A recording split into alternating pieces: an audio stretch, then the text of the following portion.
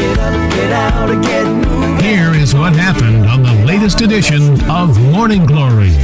Now, George Harrison, one of my favourite Beatles, and he certainly contributed greatly to their overall sound. And he was the Beatle behind hits including Here Comes the Sun and Something, which is described by Frank Sinatra as one of the greatest love songs ever.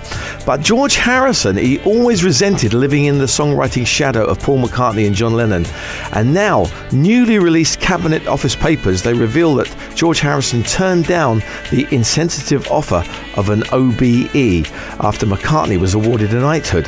The documents, which have just been obtained under the Freedom of Information laws, reveal that Harrison, then who's 56 years old, declined the chance to receive an OBE in the New Year's Honours List of 2000.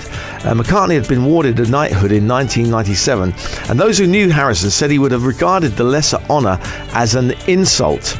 The OBE was suggested by the Department for Culture, Media and Sport to recognise his 4-decade-long career in show business.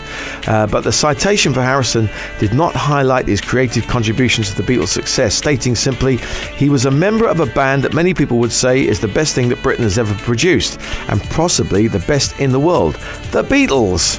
And journalist Ray Connolly, who knew the Beatles, said Harrison would have regarded the offer of the OBE as a snub. Whoever it was who decided to offer him that, not the knighthood, was extraordinarily insensitive, he said, and George would have felt insulted with very good reason.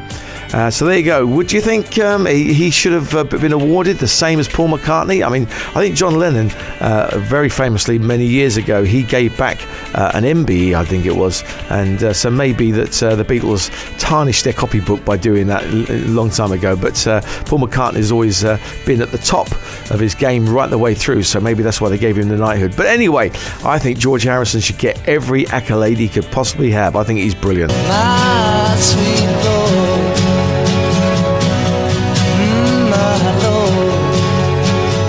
Live on 96 FM Morning Glory.